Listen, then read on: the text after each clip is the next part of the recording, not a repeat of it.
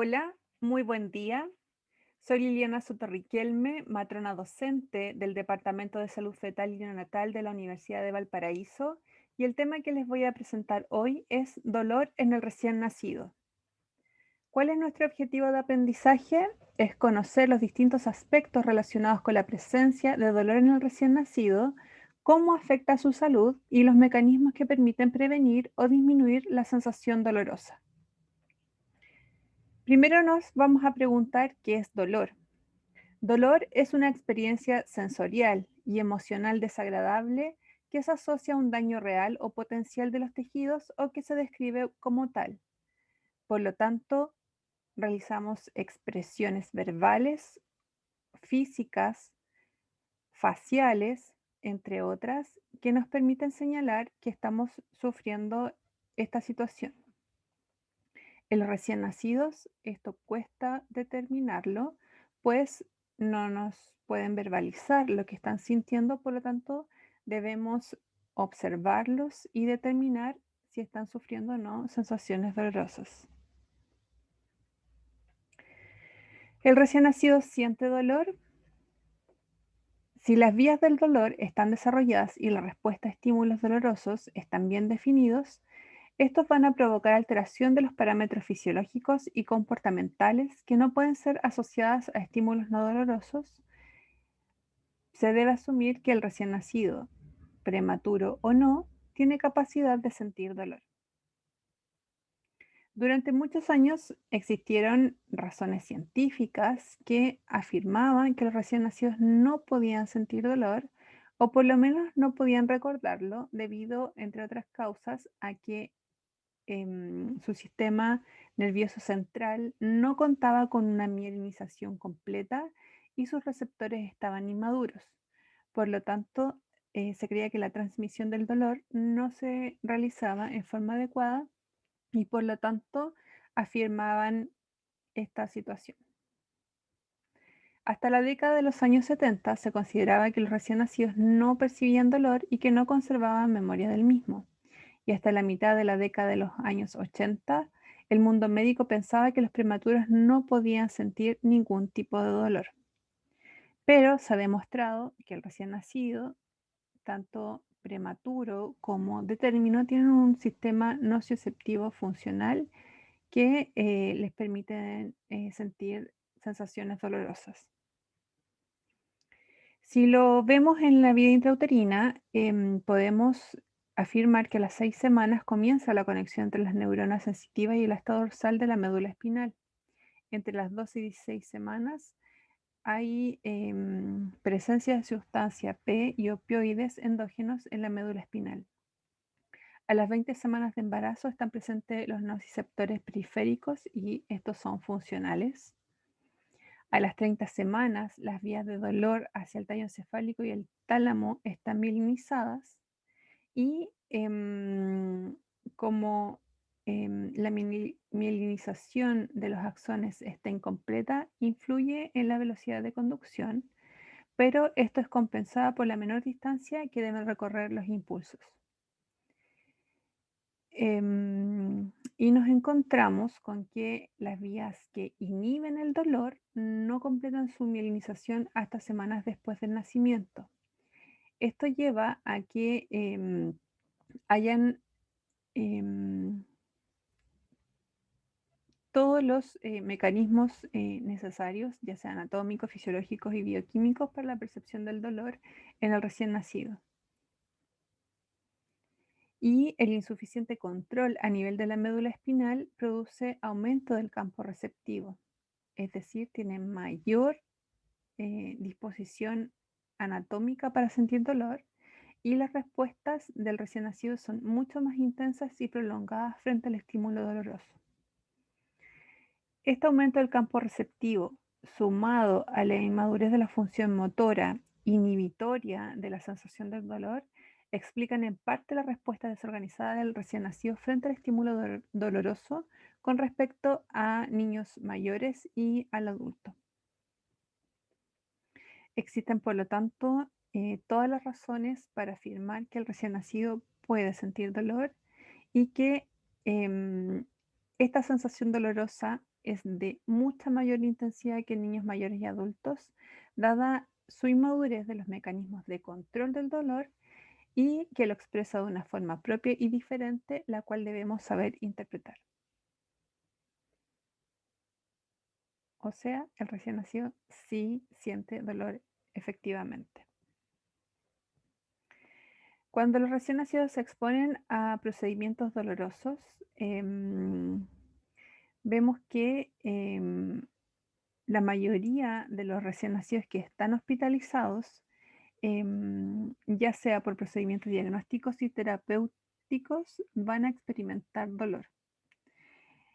Muchos estudios y algunos más recientes que se han realizado en las unidades de cuidados intensivos neonatales han demostrado que los recién nacidos reciben entre 100 a 200 estímulos táctiles por día, lo que indica que tiene una estimulación cada 15 o 20 minutos en forma intermitente, lo que lleva a que se produzcan episodios de hipoxia, es decir, que baje el nivel de oxígeno en sangre y que afectan la circulación sanguínea a nivel cerebral, aumentando las posibilidades de tener una hemorragia intraventricular.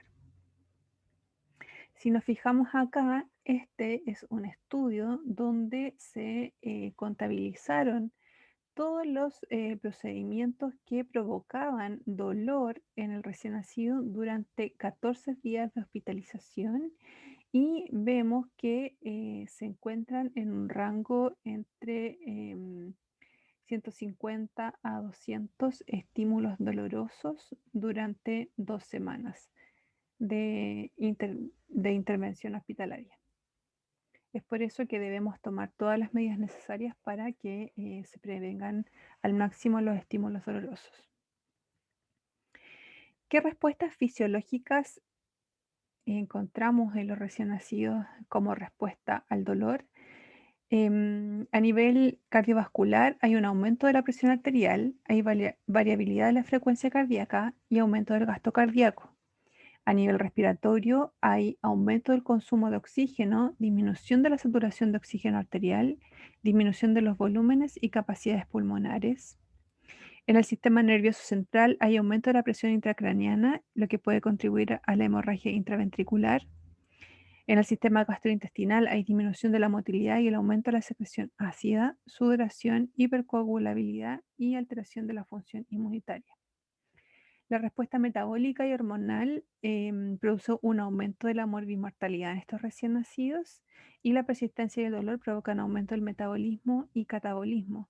Por lo tanto, estos recién nacidos no crecen en forma adecuada. Durante procesos quirúrgicos se producen aumento de los niveles de catecolamina, glucagón, glucosa e insulina, lo que puede llevar a serias alteraciones metabólicas. Se disminuyen los niveles de catecolaminas con la utilización de opiáceos que deben estar debidamente indicados por médico y aquellos recién nacidos que no reciben opioides muestran niveles de catecolaminas más altos y de mayor duración, así como mayores complicaciones postoperatorias. También se han descrito trastornos en la motilidad y en el sueño. Estos recién nacidos se ponen mucho más irritables y tienen una regresión en el desarrollo. Su llanto tiene un tono agudo, difónico y prolongado que tiende a ser característico. Sin embargo, frente a los estímulos sucesivos, los llantos o el tipo de llanto no puede ser diferenciado de los provocados por otras causas como la sensación de hambre. Se ha observado que los recién nacidos prematuros muestran una menor expresión facial frente al estímulo doloroso, pero esto no nos asegura que haya ausencia de dolor. En conclusión, y resumiendo todo lo anterior, la mejor definición del dolor en el recién nacido es sufrimiento. El recién nacido tiene una reacción afectiva negativa inducida por varios estados psicológicos como el dolor, miedo, ansiedad y estrés que se combinan cuando tiene sensaciones dolorosas y que se puede definir como sufrimiento como tal.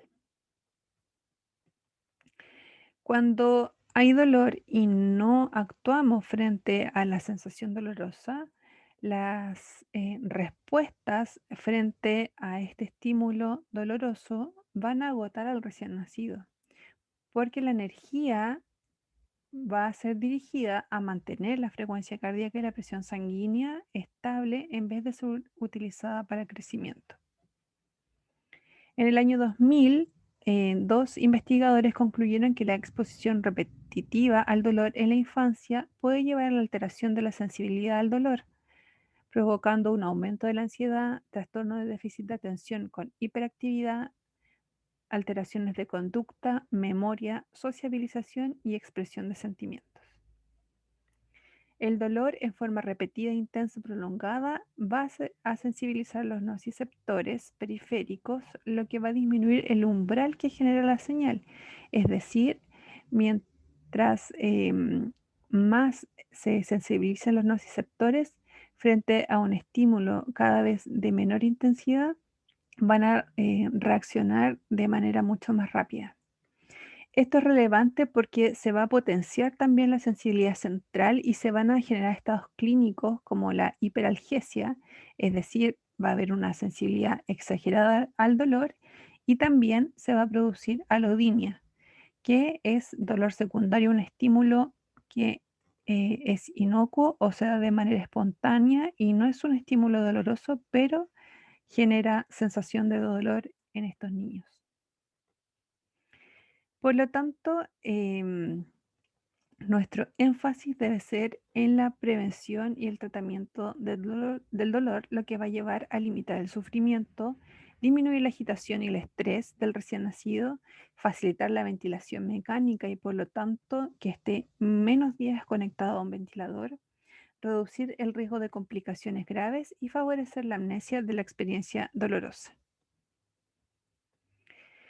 La evaluación del dolor en el recién nacido es muy difícil de determinar, sobre todo en aquellos recién nacidos que se encuentran hospitalizados, conectados a ventilador mecánico, con intubación endotraqueal, con sensores, sondas, el uso de antifaz o por la administración de anticonvulsivantes o relajantes musculares. Para eso, para poder determinar que se está produciendo una sensación dolorosa en forma mucho más idónea, se ocupan escalas de evaluación del dolor. Las escalas son instrumentos para el diagnóstico del dolor en los que se evalúan las alteraciones fisiológicas, cambios del comportamiento o una combinación de ambas. Uno de los problemas que limitan la interpretación de estas escalas es la no especificidad de los signos y síntomas. El dolor, el hambre, el frío o cualquier otra situación estresante pueden manifestarse de forma similar. Por lo tanto, se debe valorar el dolor antes, durante y después de un procedimiento potencialmente doloroso. Em, Esto se debe aplicar cada 2, 4 o 6 horas de acuerdo a la condición clínica y gravedad del recién nacido. El método de valoración que se elija debe ser el más adecuado para la condición clínica específica del recién nacido. Debe realizarse de manera completa, es decir, incluyendo los indicadores de comportamiento y aquellos que son fisiológicos. Y se debe valorar la eficacia de los agentes farmacológicos, medioambientales y de comportamiento que se apliquen en el recién nacido para evitar la sensación dolorosa o disminuirla. Entre las escalas más comunes se encuentran NIFSS, NIPS, Comfort Score, PIP, CRIES, escala de Susan-Givens-Bell y APN. ¿Cómo vamos a manejar el dolor? El dolor no debería ser tratado, sino que debería ser evitado. La mejor forma de tratar el dolor es prevenirlo, evitarlo o limitar al máximo los estímulos dolorosos y administrar también analgesia en caso necesario. Para el manejo del dolor tenemos técnicas no farmacológicas y técnicas farmacológicas. Nos vamos a enfocar en las técnicas no farmacológicas preventivas del dolor que podemos adoptar con todos los recién nacidos, sobre todo aquellos que están hospitalizados. Las técnicas no farmacológicas son intervenciones ambientales y conductuales, conocidas también como estrategias no farmacológicas. Se aplican ampliamente en el manejo del dolor, ya sea en forma aislada o en combinación con intervenciones farmacológicas.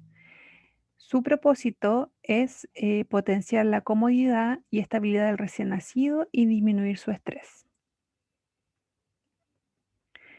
Estas técnicas no farmacológicas no intervienen o interfieren de ninguna manera con la terapia farmacológica que podemos utilizar para tratar el dolor. Producen analgesia y tranquilidad sin utilizar fármacos. Actúan a través de dos sistemas, con la liberación de opioides endógenos o sobre los sistemas inhibidores descendentes. La mayor parte de los procedimientos dolorosos, como punciones, pueden ser manejadas con estas técnicas de analgesia no farmacológica.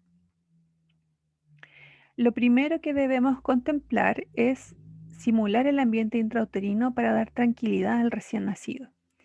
Si disminuimos el estímulo lumínico, tapando las incubadoras, el estímulo sonoro, hablando de manera mucho más baja, controlando el nivel de las alarmas, y no colocando o no permitiendo que hayan ruidos fuertes, respetando el descanso del recién nacido de manera tal que pueda dormir las horas necesarias durante el día y la noche, para lo cual tendemos a acumular las atenciones en ciertos horarios, y también colocar el nido de contención para que se sienta alojado en todo momento. Estas estrategias reducen la frecuencia cardíaca, promueven el descanso y el sueño del recién nacido, la ganancia de peso y el desarrollo adecuado de los ritmos circadianos. Si vamos a atender al recién nacido, es importante realizar los procedimientos cuando el recién nacido esté en un estado basal óptimo, es decir, durante la vigilia tranquila. Si el recién nacido duerme, se debe despertar suavemente para favorecer la transición del estado de sueño al estado de vigilia tranquila. Otra forma de ayudar a disminuir las sensaciones dolorosas es facilitar el contacto piel a piel con sus progenitores, ya sea en forma ideal a través del método madre-padre canguro, en que hay un contacto piel a piel directo, em, en que los recién nacidos tienen una sensación de mucha comodidad, em, regulan de mejor manera su temperatura, su frecuencia cardíaca, su respiración, y de esa manera se sienten acogidos y pueden ya sea evitar o disminuir las sensaciones dolorosas y también crecer y desarrollarse de mejor manera. También podemos utilizar las técnicas de succión nutritiva y no nutritiva frente a estímulos dolorosos, como administración de medicamentos por punción o extracción de muestras de sangre. Idealmente, para estos procedimientos dolorosos, los recién nacidos estén al pecho, pero también podemos ocupar succión no nutritiva a través del uso de chupetes de entretención, el uso de succión de un dedo enguantado o la administración de soluciones dulces que están previamente preparadas para la administración al recién nacido. Otra técnica no farmacológica es la modalidad de las 3 T, de tocar, degustar y hablar al recién nacido. Es decir, se compone de un estímulo táctil, un estímulo gustativo a través de la administración de una sustancia dulce o de la leche materna, y también de un estímulo auditivo en conjunto, es decir, a través de la voz de la mamá o del operador. También podemos recurrir a dar masajes, caricias, arrullar al recién nacido. Esto recomendado en los recién nacidos de término que tienen mejor tolerancia a los estímulos táctiles. También hablar suave y tranquilamente. Se puede usar colchón de agua o música suave. De esta manera se promueve la estabilidad de los indicadores fisiológicos de crecimiento y desarrollo, el del estado conductual, y se acelera la maduración y disminuye el estrés en el recién nacido. Y por último, como tratamiento farmacológico, tenemos el uso de analgésicos y sedantes que solo se van a administrar previa indicación médica y monitorización del recién nacido, pues su uso en el periodo neonatal puede tener un efecto tóxico en el cerebro en desarrollo. Se debe individualizar y limitar la dosis acumulativa de fármacos y personalizar el tratamiento mediante la evaluación del dolor, verificando la eficacia del medicamento utilizado. La elección del tratamiento farmacológico, sus combinaciones, la dosificación, el intervalo de dosis y las vías de administración que se ocupen deben ser determinadas en forma individual para cada recién nacido que lo necesite. Espero que les haya aclarado y que puedan recurrir sobre todo a las técnicas no farmacológicas para prevenir al máximo los estímulos dolorosos que puedan afectar a los recién nacidos, de manera tal de poder mejorar su condición durante la hospitalización en las unidades de neonatología. Muchas gracias.